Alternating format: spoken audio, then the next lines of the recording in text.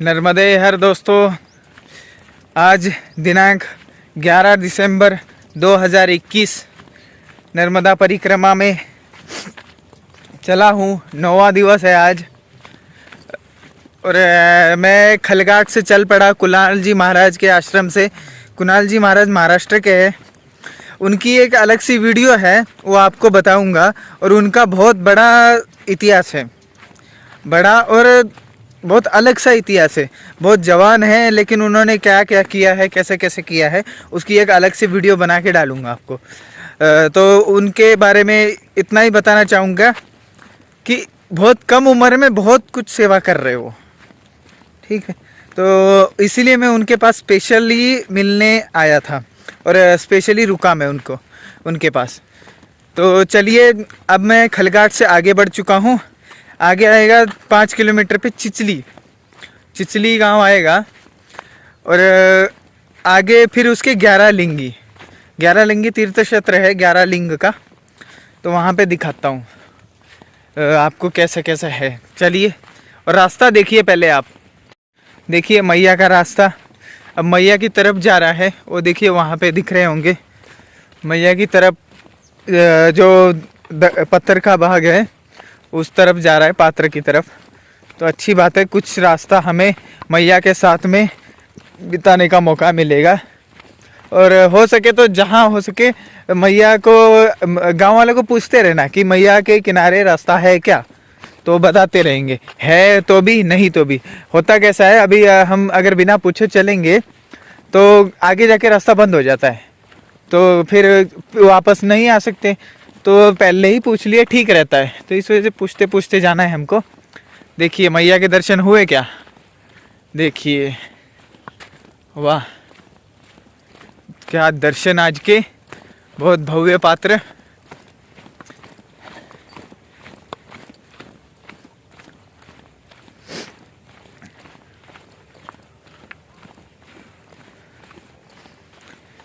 और अभी एक मैया मिले थे, उन्होंने मेरे बारे में पूछा कि इतने कम उम्र में कैसे उठाई। तो मैंने बताया ऐसे ऐसे हैं। तब क्या हुआ, उन्होंने बोला कि ठीक है, आप परिक्रमा पूरी कर रहे हो, बहुत सौभाग्य है कि आपको कम उम्र में परिक्रमा का ज्ञान हुआ। लेकिन अब आपकी परिक्रमा होने के बाद आप अपने माँ बाप को भी परिक्रमा करवाए, ऐसे बोला गया मुझे। और सुबह सुबह मैया मिली, तो अब मैं वापस जाके अपने मम्मी पापा को परिक्रमा कराऊंगा। गाड़ी से कराऊंगा, क्योंकि चलने लायक सेहत नहीं है उनकी। तब परिक्रमा तो पक्का कराऊंगा। लेकिन चलिए,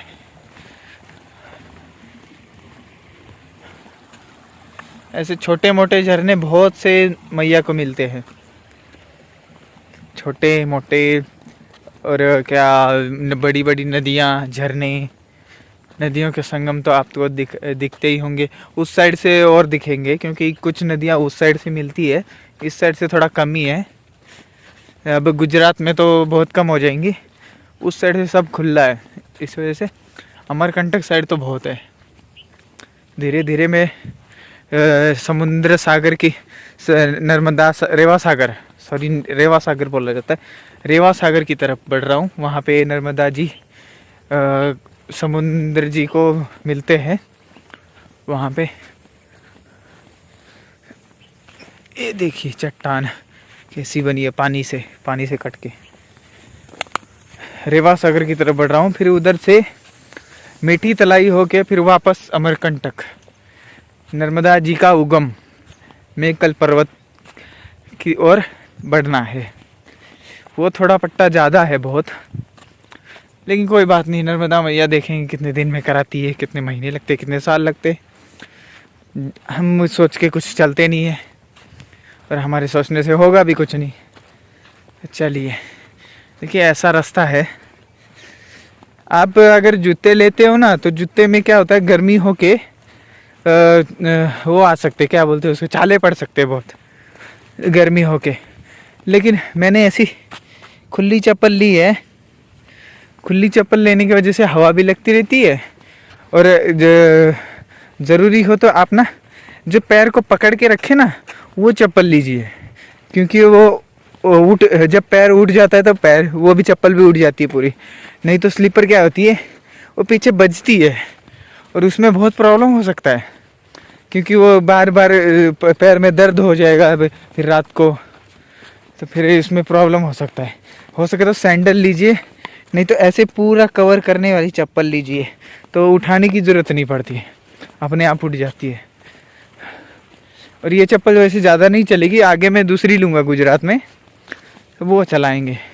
लेकिन जूते आपको काम आएंगे शूल पानी में, क्योंकि उधर थोड़ा पैर इधर उधर पड़ जाता है, तब मुड़ने का चांस ज़्यादा है।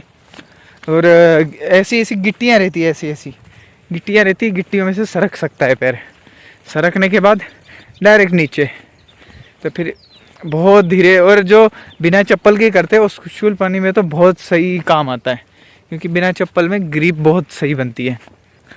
इस वजह से इस रास्ते में तो ऐसी चप्पल लीजिए। फिर सैंडल ले सकते हैं आप। सैंडल में एक प्रॉब्लम होती है, सैंडल में क्या होता है, गिट्टी ना अंदर चल जाती है और वो निकलती नहीं है, एकदम चुभ जाती है, खतरनाक। तो इस वजह से मैंने ये चप्पल ले ली, और खुला भी है मस्त, और है लाइट वेट है, मस्त हो रहा है। आगे जाके मैं दूसरी लूँगा, वो दिखाऊंगा आपको चप्पल कैसी ली। मेरे पास जितने पैसे हैं उतना तो मैं कर ही दूँगा। और ऐसी बात नहीं है कि रास्ते में अपने को दान नहीं मिलता, बहुत मिलता है। मुझे आते आते करीब 100 रुपये मिल गए अभी तक, और मुझे वैसे पैसे की ज़रूरत भी नहीं है, मुझे सब मिल रहा है और मेरे को किसी बात की चिंता नहीं है। मिला तो भी ठीक है, नहीं मिला तो भी ठीक है।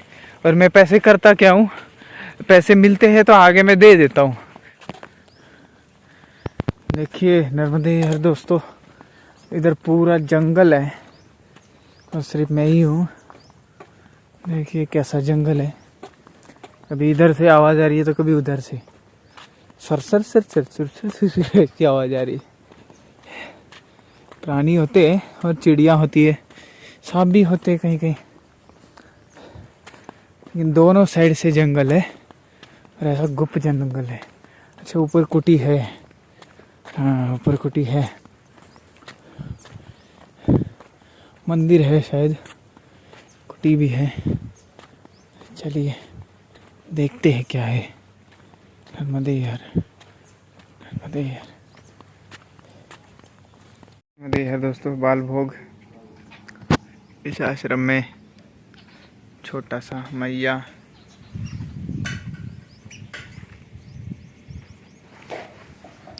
बाल भोग पोहा। नर्मदे यार दोस्तों, ये आश्रम, ये यहाँ की हनुमान जी 200 साल की मूर्ति है इनकी, 200 साल से विराजमान है हनुमान जी। ये यज्ञशाला नर्मदा में ज्ञानपुरा में है, ये खलघाट से 1.5 किलोमीटर दूर ज्ञानपुरा में बाल भद्रेश्वर हनुमान मंदिर। हनुमान जी का भी वो कर ले। हाँ जी, इनको नंबर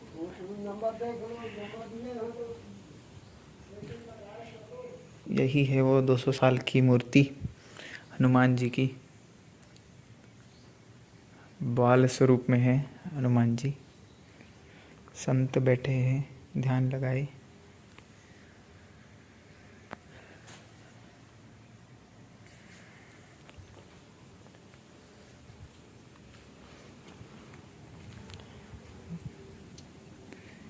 ये यहाँ पे सेवा देते हैं।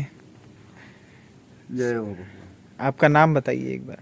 मेरा नाम है धन सिंह चौहान, बाल भद्रेश्वर आश्रम ज्ञानपुरा। ज्ञानपुरा। ये इनकी बहुत अच्छा भाव है, इनका सेवा का भाव, ऐसा भाव बहुत कम लोगों में दिखाई देता है।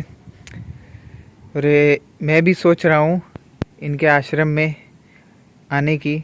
और पहले तो हम थोड़ी सी सेवा हम अपनी तरफ से करेंगे, आपको अच्छा लगा तो आप कर सकते हैं। सुंदर सा आश्रम है, एकांतवास।